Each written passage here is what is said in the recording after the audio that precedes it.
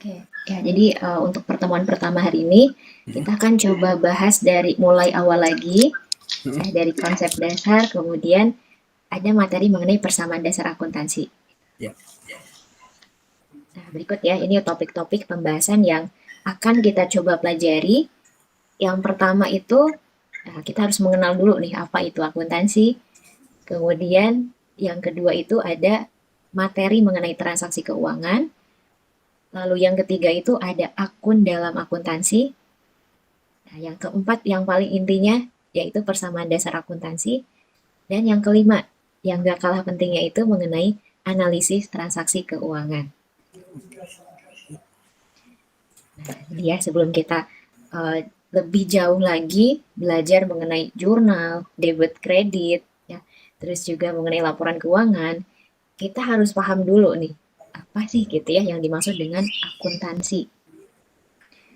Nah, mungkin tadi Kak Reski juga udah sebelumnya udah belajar gitu ya di kampusnya mengenai akuntansi. Iya. Akuntansi itu sebetulnya akan berhubungan dengan tiga hal ini, yaitu uang, lalu ada pencatatan atau pembukuan, dan yang ketiga itu ada laporan keuangan. Ya, ini pasti berhubungan dengan tiga hal ini. Yang mana kalau kita tarik kesimpulan dari tiga hal tadi, akuntansi itu merupakan suatu proses pencatatan, mencatat transaksi keuangan yang akan menghasilkan laporan keuangan yang dibutuhkan oleh berbagai pihak. Kuncinya di sini. Akuntansi itu proses mencatat. Mencatat apa gitu ya? Mencatat transaksi keuangan hingga nantinya bisa menghasilkan sebuah laporan keuangan. Nah, kemudian tadi disinggung nih mengenai transaksi keuangan. Jadi kita harus pahami apa nih yang termasuk contoh-contoh dari transaksi keuangan. Nah, mungkin sebelumnya transaksi keuangan itu artinya adalah setiap kejadian yang berhubungan dengan uang. Ya, bisa diukur dengan uang gitu. Nah, contoh yang pertama ada transaksi pembayaran utang. Nah, menurut Kak Rizky ini kira-kira masuk nggak nih ke pembayaran utang itu ke transaksi keuangan? Masuk. Masuk ya. Iya. Oke. Masuk karena pada saat kita membayar utang jelas bisa diukur dengan nominal uang. Lalu yang kedua ada penjualan barang dagang. Nah, kira-kira masuk nggak nih? Masuk. Pasti masuk. Pasti masuk ya. Oke. Iya. Jadi karena ini ketika menjual barang dagang kita juga bakal memperoleh kas, uang, dan jelas nominalnya berapa. Kemudian yang ketiga ada peristiwa rekrutmen pegawai keuangan. Nah, ini masuk nggak? Rekrutmen pegawai keuangan. Pasti masuk ada biaya. Nah, benar kan? Oke. Ya, sebetulnya kalau untuk biayanya betul masuk ya. Tapi kalau dari kejadian hanya merekrutnya gitu ya. Merekrut seseorang untuk bekerja di sebuah perusahaan itu tidak ada atau tidak termasuk ke transaksi keuangan. Oke. Kalau pembayaran beban listrik Pasti. masuk ya. Oke. Kemudian contoh lain ada penandatanganan kesepakatan kerjasama. Enggak. Enggak ya. Oke. Dan yang terakhir ada pembelian kendaraan secara kredit. Sangat masuk. Masuk. Oke.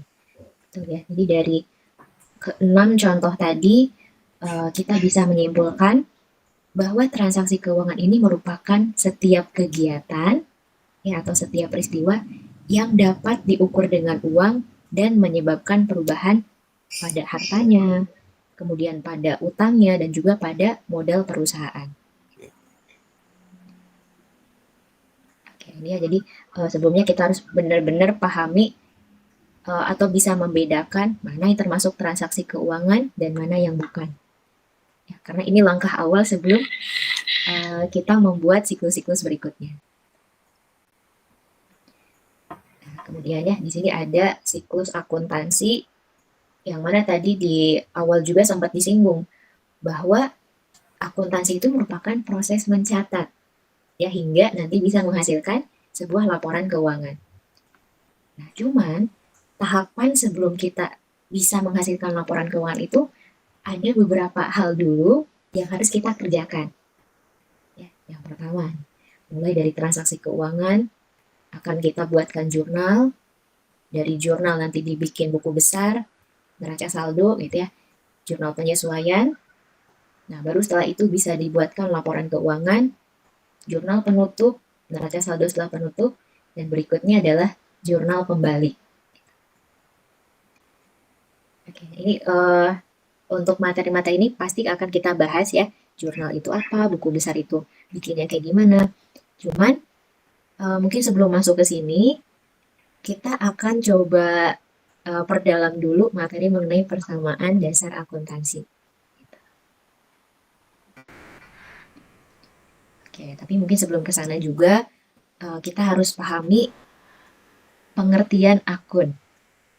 Hal terkecil di dalam akuntansi itu kita akan sering bertemu dengan akun. Nah, akun ini definisinya adalah media akuntansi untuk mencatat transaksi keuangan. Ya, semacam kayak wadahnya, tempatnya untuk kita mencatat peristiwa-peristiwa tadi itu kemana gitu ya, namanya apa. Nah, itu disebut dengan akun. Oke, kemudian di akuntansi secara garis besarnya, kelompok akun itu dibagi dua. Ada yang disebut akun real atau akun neraca, terus ada juga akun nominal atau akun laba rugi. Nah, kemudian dari dua hal ini ya, akun real, akun nominal itu dibagi lagi. Akun real ada 3, harta, utang, sama modal. Nah, kalau akun nominal ini dibagi menjadi 2, yaitu ada pendapatan sama beban-beban. Nah, ya, 5 hal ini, harta, utang, modal, pendapatan, sama beban, itu harus betul-betul dikuasai sama Kak Rizky, karena ya ini dasarnya gitu ya. Sebelum membuat jurnal umum dan sebagainya, kita akan berhadapan dengan akun-akun ini. Yang pertama, di sini ada kelompok akun harta. Nah, ini kita juga udah nggak asing gitu ya. Harta itu ya kekayaan yang dimiliki oleh seseorang ataupun oleh perusahaan. Ya, bentuknya juga ada beberapa macam, ada berupa uang tunai, kas gitu ya. Terus misalkan bangunan, kendaraan, mesin-mesin. Nah, itu contoh-contoh dari kelompok akun harta.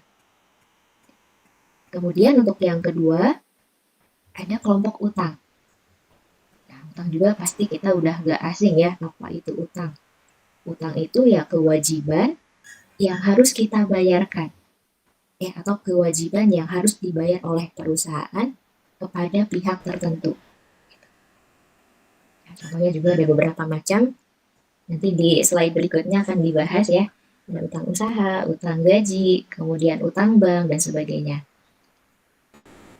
Kemudian akun real yang ketiga itu ada modal. Nah, modal di sini tuh artinya adalah kumpulan dari uang ataupun barang yang digunakan untuk menjalankan suatu usaha.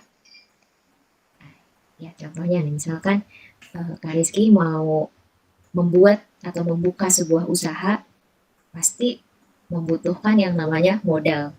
Ya, butuh uang gitu untuk menjalankan usaha tersebut, butuh misalkan bangunan ya untuk tempat kantor atau usahanya, butuh juga peralatannya. Nah, itu contoh-contoh dari kas gitu ya, kas, kemudian bangunan dan juga peralatan yang digunakan untuk menjalankan usaha itu disebut dengan modal. Nah, kemudian untuk akun nominal atau akun laba rugi ada 2 di sini ya, pendapatan sama beban. Nah, kalau pendapatan ini artinya uang yang kita terima atau uang yang diterima oleh perusahaan dari kegiatan operasinya. Seperti dari penjualan produk ataupun menjual jasa kepada pelanggan. Artinya kalau memang perusahaannya udah memberikan jasa, udah bekerja, ya pasti akan memperoleh yang namanya uang. Nah, dan uang tersebut itu dinamakan dengan pendapatan. Kemudian terakhir ini ya, ada kelompok beban. Nah, beban ini di dalam akuntansi artinya adalah pengeluaran. Ya, jadi semua pengeluaran yang membantu perusahaan untuk memperoleh keuntungan disebut dengan beban. Jadi contohnya ada beberapa macam, ada beban gaji, ya, beban listrik, beban sewa, dan sebagainya. Jadi ini ingat ya, kelompok akun dibagi dua, ada real, ada nominal. Akun real dibagi tiga, harta utang modal. Kalau nominal ada dua, yaitu pendapatan sama beban. Nah, itu tadi ya. Kemudian, dari 5 kelompok akun tersebut, ini ada perinciannya lagi ya. Ada sub-sub lagi di bawahnya gitu. Contoh, di sini ada kelompok akun harta. Kalau kita lihat ada dua di sini ya, ada golongannya ada dua. Harta lancar sama harta tetap. Nah, yang pertama, harta lancar itu merupakan kekayaan yang mudah dicairkan dalam bentuk uang. Nah, ini contohnya. Ada kas gitu ya, piutang, kemudian perlengkapan, sewa dibayar di muka, persediaan barang dagangan, dan sebagainya. Nah, mungkin pertama di sini piutang ya, ada kata piutang. Kak Rizky masih ingat nggak piutang itu sebenarnya apa? Utang itu orang yang punya utang jadi kita punya simpanan luar. Oke, betul, bagus ya. Jadi piutang itu pokoknya ketika pihak lain atau orang lain punya utang ke kita, nah kita mencatatnya sebagai piutang. Ya, kemudian ada juga di sini perlengkapan, contohnya seperti barang-barang yang cepat habis ya, printer, terus misalkan alat tulis kantor, kertas HVS dan sebagainya. Nah, ya ini contoh-contoh dari harta lancar. Oh, harta lancar itu bukan yang ini Mbak ya, yang kita bisa cari sendiri, tapi termasuk barang-barang inventaris yang akan habis tetap masuk harta lancar ya? Iya, betul. Jadi salah satunya itu barang-barang yang misalkan cepat habisnya, ya, masa manfaatnya kurang dari 1 tahun, itu digolongkan sebagai harta lancar. Oh, berarti inventory itu masuk harta lancar. Inventory, iya betul. Masukin harta lancar. Oke. Nah, sedangkan ada juga nih harta tetap tuh ya. Yang mana definisi dari harta tetap ini, setiap harta perusahaan yang dapat digunakan lebih dari 1 tahun. Ya, contohnya mungkin kita bisa nebak, kayak bangunan gitu ya. Ada peralatan komputer, laptop, ada tanah, kendaraan, mesin-mesin, dan sebagainya. Nah, itu masukin atau digolongkan sebagai harta tetap. Oke, kemudian kita beralih ke kelompok utang. Nah, utang pun di sini dibagi menjadi dua ya. Ada utang lancar, kemudian ada utang jangka panjang. Nah, utang lancar di sini sering juga dinamakan utang jangka pendek. Ya, kenapa? Karena jatuh temponya itu kurang dari 1 tahun. Ya, misalkan 6 bulan, terus misalkan 3 bulan harus udah bayar, itu harus digolongkan sebagai utang lancar. Nah, contohnya bisa dilihat di sini ada utang gaji, utang usaha, ya contoh lain misalkan utang listrik gitu ya, utang bunga, nah itu bisa aja jatuh temponya kurang dari 1 tahun. Oke, kebalikannya, kalau utang jangka panjang berarti ya utang yang harus dilunasi dalam jangka waktu lebih dari 1 tahun. Contohnya ini ya, utang obligasi, utang hipotek, atau ketika ada utang bank yang jatuh temponya 5 tahun misalnya, nah itu kita masukkan sebagai utang jangka panjang. Oke, kemudian kelompok yang ketiga ini ya, ada modal. Nah, modal sebetulnya tidak ada judul khusus seperti harta lancar, utang lancar, itu ya harta tetap. Tapi ini ada contoh-contohnya. contoh dari kelompok akun modal itu ada modal itu sendiri ya, akun modal, lalu ada prefer, nah ini sering muncul, kemudian ada juga laba ditahan sama dividen. Nah, mungkin ini ya, prefer.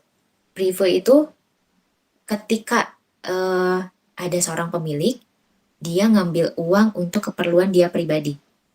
Ngambil uang perusahaan gitu ya, untuk keperluan dia pribadi. Nah, itu disebut dengan prefer. Dan biasanya nanti prefer ini munculnya hanya di perusahaan yang punya perseorangan. Ya, misalkan Kak Rizky punya usaha milik sendiri, ketika ngambil uang nih dari perusahaan untuk keperluan pribadi, nah itu dinamakan dengan prefer. Kemudian yang ketiga, ada juga ini ya, laba ditahan. Nah, kalau laba ditahan itu mungkin bisa kita tebak juga dari namanya ya, laba ditahan. Berarti laba itu keuntungan, ditahan itu ya disimpan, nggak dibagikan gitu. Jadi maksudnya itu laba ditahan adalah tahun ini perusahaan mengalami keuntungan 100 juta. Nah, tapi 100 jutanya ini nggak diambil oleh pemiliknya, nggak dibagikan. Tapi disimpan aja ya, ditahan sama perusahaan, misalkan nanti untuk keperluan-keperluan seperti mau buka cabang yang baru, mau membuat produk yang baru. Nah, itu kan pasti membutuhkan biaya yang besar. Ya. Salah satunya mungkin bisa menggunakan dana laba ditahan ini. Kemudian yang keempat ini ya, ada dividen. Nah, kalau dividen itu konsepnya sebenarnya hampir sama kayak prefer. Cuman bedanya kalau dividen itu bakal muncul di perusahaan yang bentuknya PT, ya perseroan terbatas gitu. Dan untuk artinya itu apa? Dividen itu pembagian laba kepada para pemilik.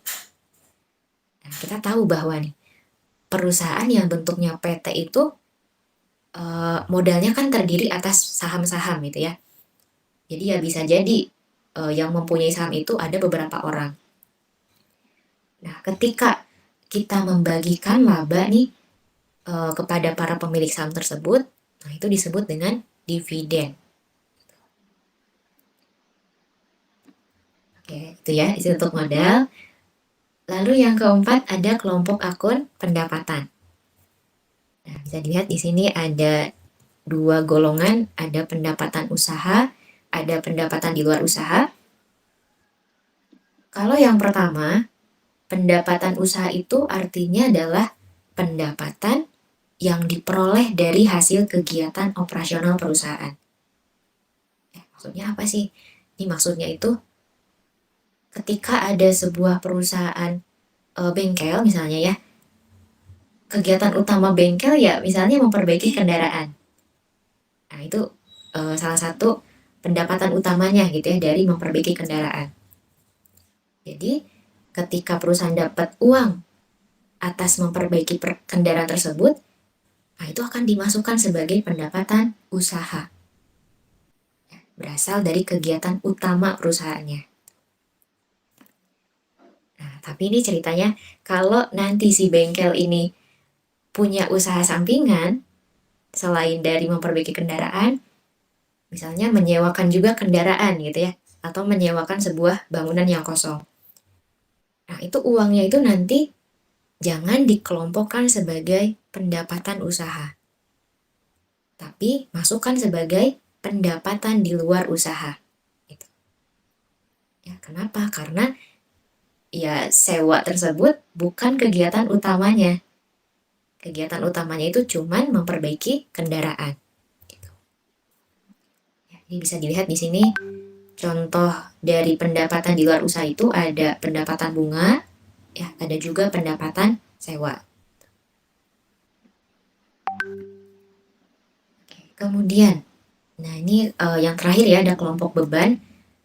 Beban juga sama seperti pendapatan dibagi dua. Ada beban usaha sama beban di luar usaha. Beban usaha itu artinya itu adalah pengeluaran atau pengorbanan langsung dalam bentuk arus keluar atau berkurangnya aset perusahaan yang berhubungan dengan kegiatan usaha. Atau ringkasnya, beban itu kan tadi pengeluaran tuh ya. Jadi pengeluaran yang berhubungan langsung dengan kegiatan utamanya. Nah, contohnya di sini ya, ada beban gaji, beban listrik, terus misalnya beban telepon. Nah, itu bakal dimasukkan sebagai beban usaha. Oke. Kemudian kalau yang kedua ya, beban di luar usaha itu maksudnya adalah pengeluaran uang yang tidak terkait langsung dengan kegiatan pokok perusahaannya. Ya, nggak berhubungan langsung dengan usahanya. Contohnya, ada beban bunga, beban administrasi bank. Nah, itu kan tidak berhubungan dengan kegiatan utama perusahaannya. Ya, makanya dimasukkan sebagai beban di luar usaha. Oke, maaf ya agak berisik di sini. Sampai sini kira-kira ada pertanyaan nggak? Kalau Privo itu dia modelnya, dia kan kalau dividen itu kan dia kan TBK Mbak ya. Betul. Makanya dia kan bisa bagian dividen ke para pemegang saham ya kan. Nah, berarti kalau Privo ini berarti kan dia kan pemilik keperseorangan. Nah, Privo ini yang dia pakai itu tetap dari laba usahanya atau atau modal dalam keuangan PT itu asal dia pakai aja. Oke. Ya, jadi tadi betul ya, bahwa Privo itu kan ada di perusahaan yang miliknya perseorangan. Terus pertanyaannya itu ngambil uangnya ini gitu ya, apakah dari modal dulunya atau dari laba perusahaannya gitu. Iya. Nah, jadi Privo juga sebetulnya sama kayak dividen. Bisa saja kita ngambil uang dari laba yang diperoleh perusahaan gitu. Sehingga nanti pada saat kita membuat laporan perubahan modalnya, labanya itu harus kita kurangi dengan Privo. Oke. Dari labanya. Tapi gimana nih kalau misalnya perusahaannya rugi? Ya berarti kalau rugi kita ngambil uang, otomatis uangnya itu berasal dari modal yang sebelumnya. Oh, berarti Privo itu bisa dari dua sisi Mbak ya? Bisa aja dari modal yang dulu sebelumnya atau dari laba yang diperoleh gitu. Oke. Berarti kalau misalnya kalau itu oke lah, jelas. Kalau misalkan kayak ini kan dari kelompok yang Transaksi yang datang sama yang laporan laba rugi itu, berarti untuk beban usaha sama lancar sebenarnya intinya sama-sama beban ya? Yang mana? Yang utang lancar sama beban usaha. Oh, utang lancar sama beban usaha. Iya, intinya itu kan sebenarnya beban sama-sama utang yang harus dibayarkan. Oke. Nah, ini yang menjadi problem gitu ya. Banyak yang lain juga pada saat menganalisis transaksi keuangan itu memang hampir sama ya antara utang sama beban. Itu kan sama-sama pengeluaran gitu. Nah, tapi hati-hati nih. Antara utang sama beban itu maknanya beda. Ya. Jadi kalau utang itu ya dulu kalau misalkan kita minjam atau apa gitu ya kita harus mengembalikan lagi. Makanya di sana ada pengeluaran karena kita membayarkan lagi kewajiban kita gitu. Nah, sedangkan kalau beban itu kita nggak berhutang kepada siapapun, tapi kita harus bayar gitu ya. Contohnya gaji aja, perusahaan itu ya pasti harus menggaji karyawannya. Jadi ada pengeluaran gaji, ada beban gaji. Bedanya gitu. Kalau gini, tapi kalau misalnya si gajinya ini belum dibayarkan oleh perusahaan, harusnya udah dibayar, nanti muncul yang namanya utang gaji. Ya. Ya pokoknya intinya kalau utang itu ya dulunya dulunya itu ada sebuah kejadian kita berhutang atau memiliki kewajiban untuk membayar kepada pihak lain. Kalau utang. Kalau utang betul. Oke. Oke. Mungkin nanti biar lebih jelasnya ke transaksi nanti ya. Iya. Ada kita mulai transaksi.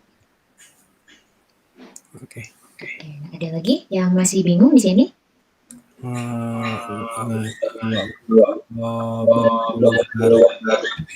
Usaha itu paling beban bunga ya Beban untuk bunga, betul. administrasi rekening tiap bulan paling ya. Iya, bagus, betul. Oke, kalau misalkan itu yang pendapatan di luar usaha itu pendapatan bunganya dari mana ya? Pendapatan bisa jadi gini, ketika nyambung lagi, ketika kita nyimpan uang di bank, biasanya kan bukan hanya beban administrasinya ya, tapi kita dapat jasa gironya, jasa bunganya gitu. Nah, itu berasal dari sana gitu. Pendapatan bunga itu dari hasil simpanan uang kita di bank. Oh, sekian setiap tahunnya kayak gitu ya. Gitu. Tuh. Oke, setiap tahun berapa persen dari situ. Oke. Bisa sampai sini? Ya. Nah, itu ya. Jadi ini juga harus dikuasai sama kita sebelum nantinya lebih jauh lagi. Kenapa? Karena kalau kita udah masuk ke jurnal juga udah berhubungan sama akun-akun ini gitu ya.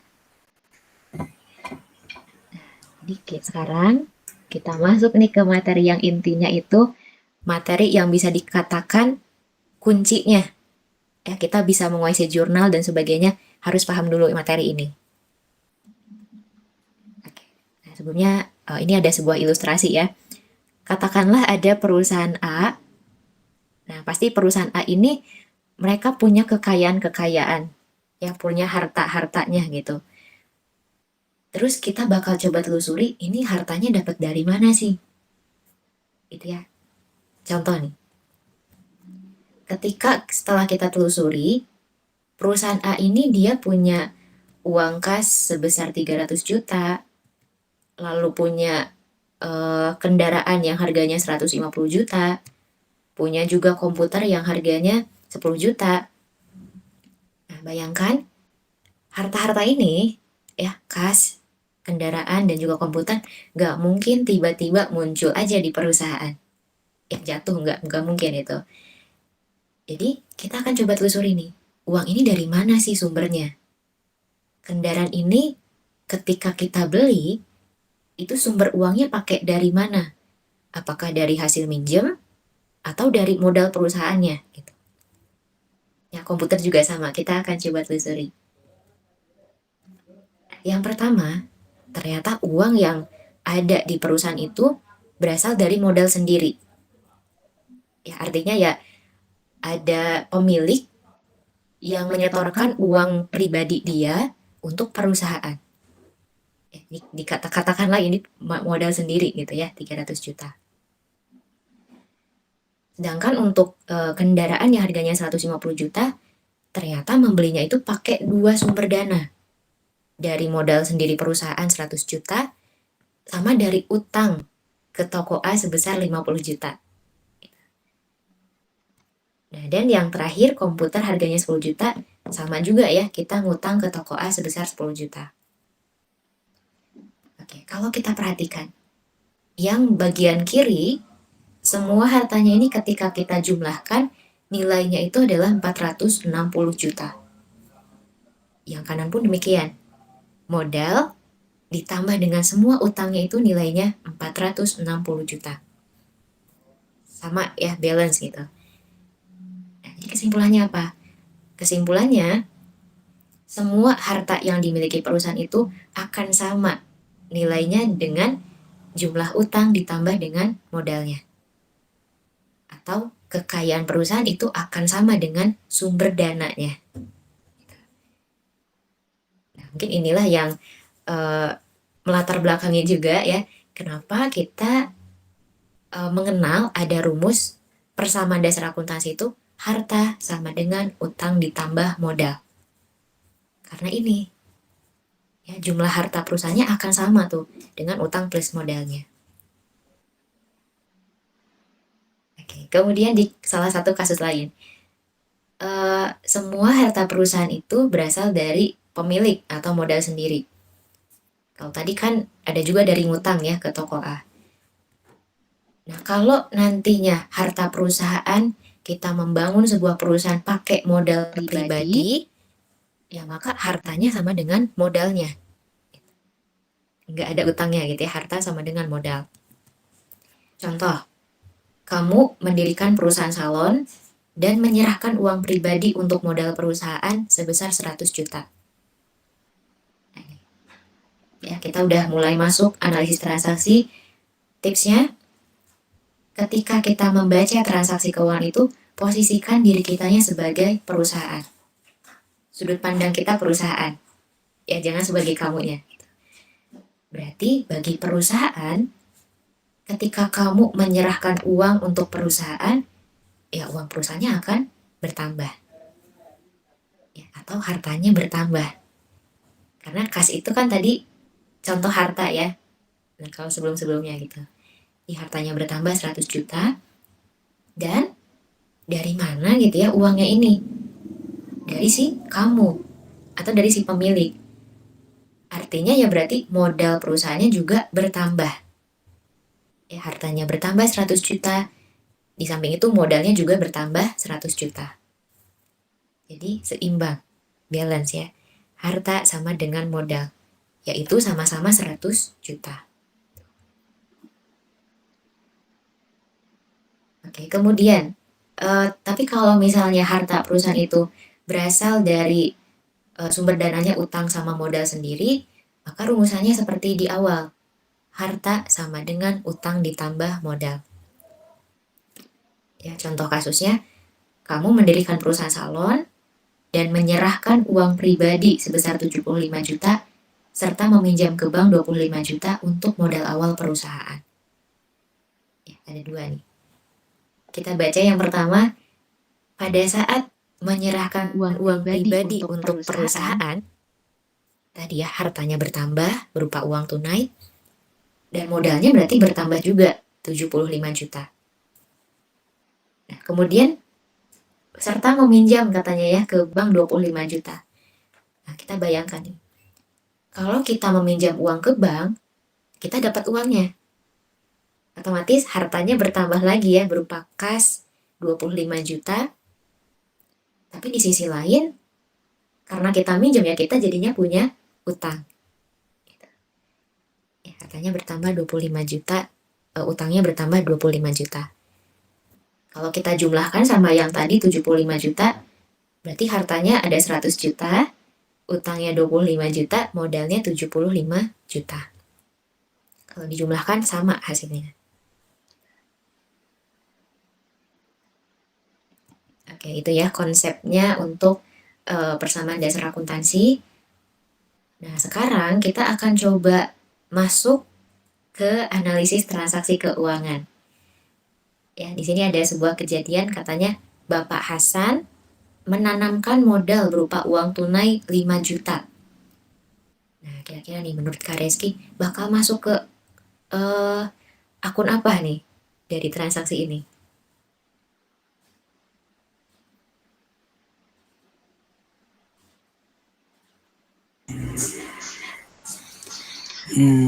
Jawab dulu ya. Ya.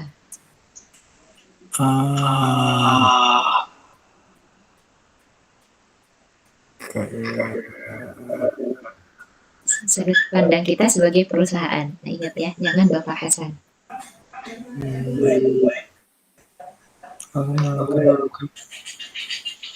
Kas. Kas, oke.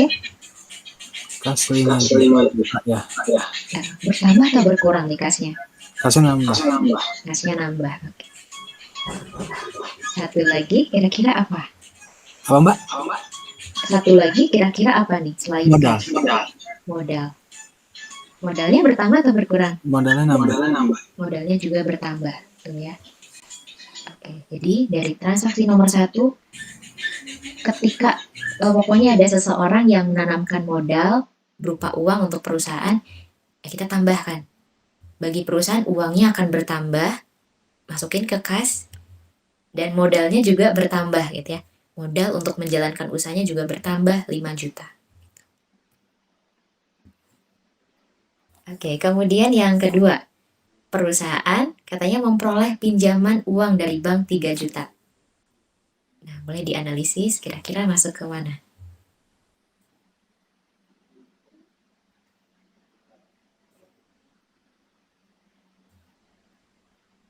Utangnya 3 juta, modalnya juga 3 juta.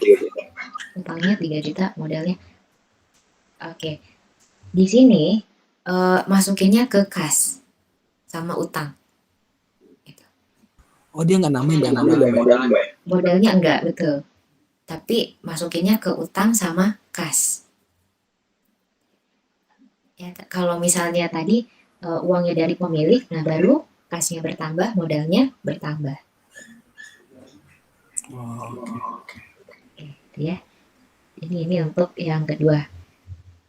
Lalu yang ketiga, perusahaan katanya membayar sewa ruangan untuk bulan ini sebesar 200.000. Bayangkan ada kata membayar nih ya, bayar sewa. Nah, kira-kira masuk ke mana nih?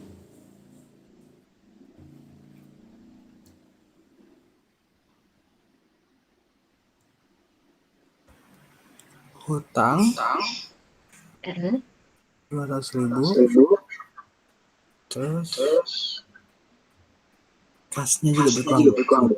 Oke, nah pasti betul ya, kasnya berkurang karena kita bayar, ya bayar sewa, akan mengeluarkan uang. Nah, cuman untuk yang satunya lagi, kita masukin ke modalnya berkurang. Gitu. Oh, dia nggak masuk utang ya, Mbak? Kalau harus membayar kewajiban. Iya, jadi di sini masukinnya ke modal, bukan ke utang. Kenapa? Karena ingat ya, ketika kita masukin ke utang, itu di sininya harusnya membayar utang gitu. Ya, jadi di sini sebenarnya bukan utang tapi masukinnya ke beban sewa, ada pengeluaran sewa. Loh, tapi kenapa kok masukinnya ke modal gitu ya? Untuk di persamaan dasar, karena biasanya nggak ada kolom beban, kita masukinnya ke modal. Tapi nanti ketika udah masuk ke jurnal, udah masuk debit kredit, langsung aja masukin. Bayar sewa ya beban sewa. Bayar gaji berarti beban gaji gitu. Oke. Ya, maksudnya kas berkurang, modal berkurang. Lalu ada juga transaksi perusahaan membeli tunai peralatan 4 juta. Boleh dibayangkan, kira-kira ini masuknya ke akun apa?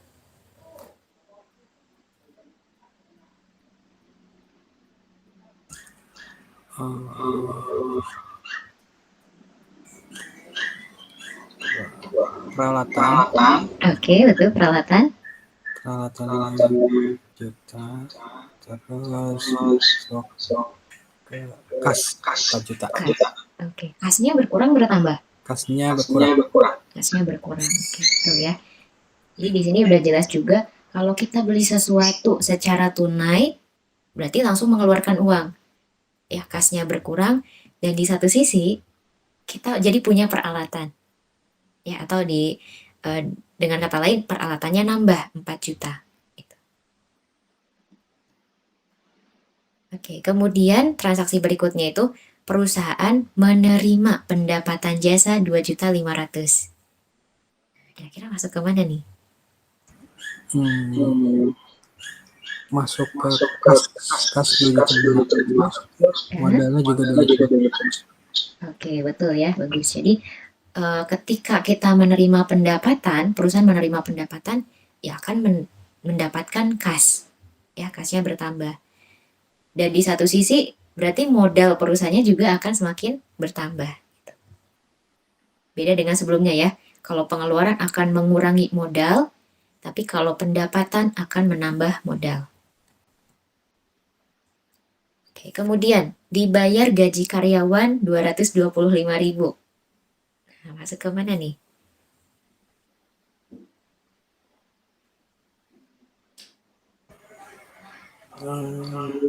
Kasnya 225.000. Oke. Terus modalnya juga 225.000. Oke, betul ya. Jadi kasnya berkurang dan modalnya juga berkurang 225.000. Nah, ingat jangan lagi masuk ke utang karena kalau utang biasanya dijelasin melunasi utang yang tanggal sekian. Gitu. Oke, nah ini ya. Jadi ada juga transaksi perusahaan membayar angsuran utang bank 500.000 dan ditambah membayar beban bunga 45.000. Nah, kira-kira apa nih akunnya? Akun itu utang bank dan beban bunga masuk utang. Oke, beban bunga masuk ke mana? Beban bunga utang juga. Ke utang, oke. Ya. Satu lagi ada nggak kira-kira?